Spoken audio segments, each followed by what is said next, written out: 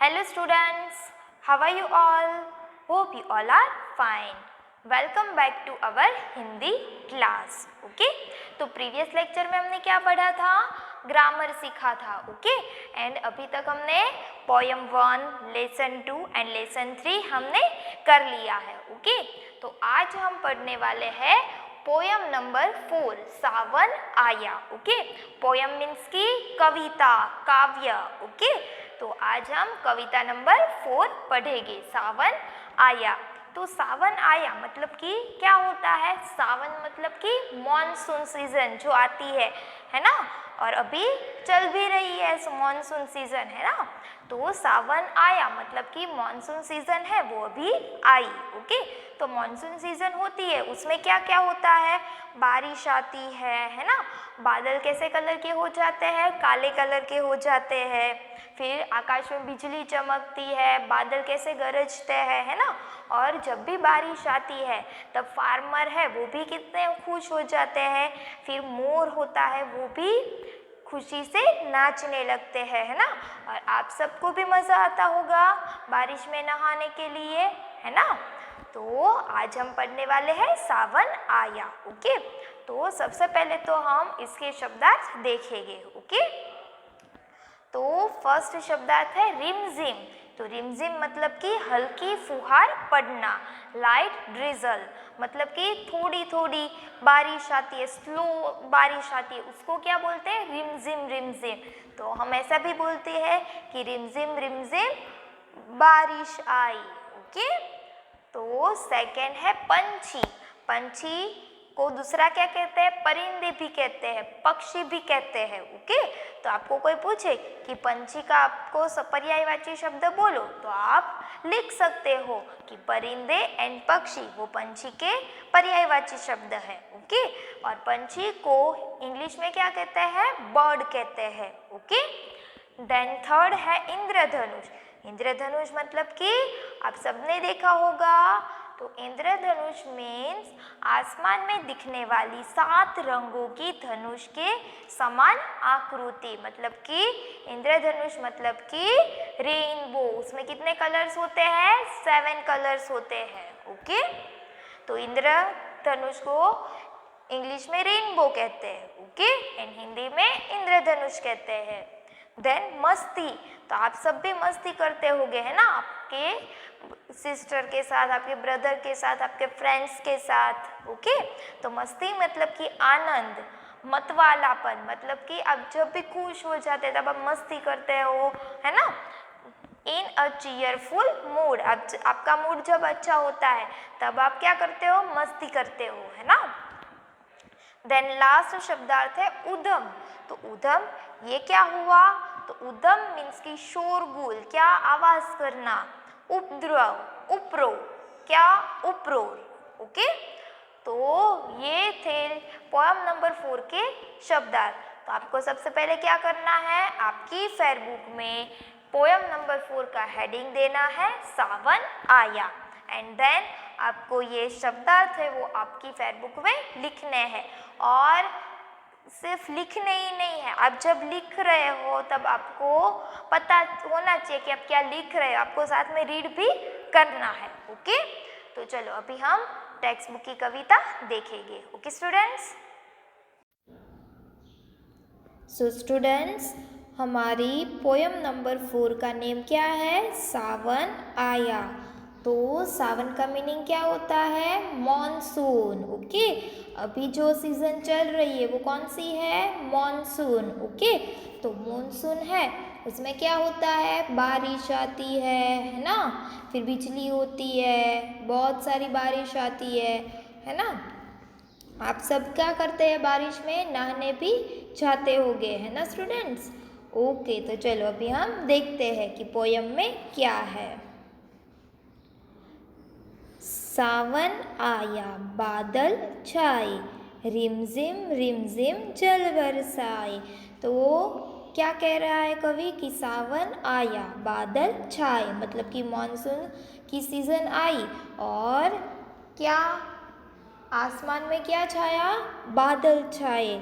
और रिमझिम रिमझिम जल बरसाए। तो बादल आए और बादल क्या कर रहा है, रिमझिम जल बरसा रहा है। मतलब कि धीरे धीरे जो बारिश आती है उसको क्या बोलते हैं, रिमझिम, लाइट ड्रिजल। ओके। मोर नाचता है मस्ती में, खुशियाँ छाई है बस्ती में। तो जब बारिश आती है तब आप देखते होंगे कि आपको मोर होता है वो क्या करने लगता है, नाचने लगता है। आपको ज़्यादातर मोर, तो मोर है वो नाचता है, उसको मॉनसून के सीज़न में ज़्यादा मज़ा आता है। उसको मॉनसून की सीज़न है वो बहुत ही उसकी पसंद है। क्या मॉनसून है वो मोर की फेवरेट सीज़न है। तब मोर मस्ती में नाचता है, मतलब कि वो खुश हो जाता है तो वो क्या करने लगता है, नाचने लगता है। फिर खुशियाँ छाई है बस्ती में, मतलब कि जहाँ पर हम रह रहे हैं, हमारी सोसाइटी है, वो सोसाइटी में क्या छा जाती है, खुशियाँ छा जाती है। क्योंकि समर के बाद मानसून आता है ना, तो चारों ओर गर्मी चली जाती है और क्या आ जाता है, ठंड लगती है हमें, है ना।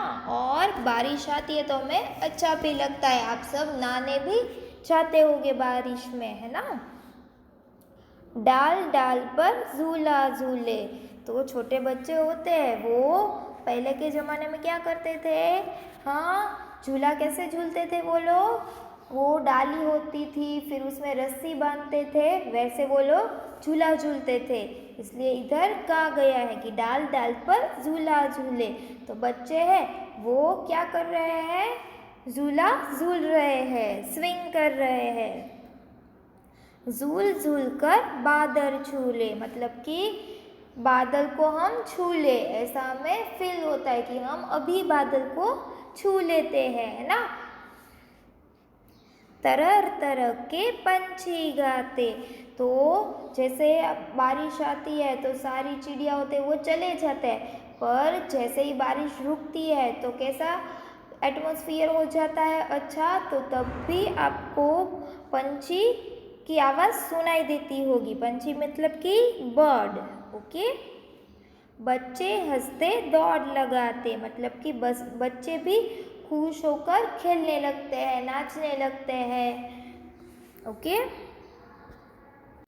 देखो इधर बच्चे हैं वो कैसे झूले झूल रहे हैं, इधर पिक्चर में दिखाया गया है। फिर पीकॉक है, मोर है, वो कैसे कर रहा है, नाच रहा है, आप देख सकते हो, है ना।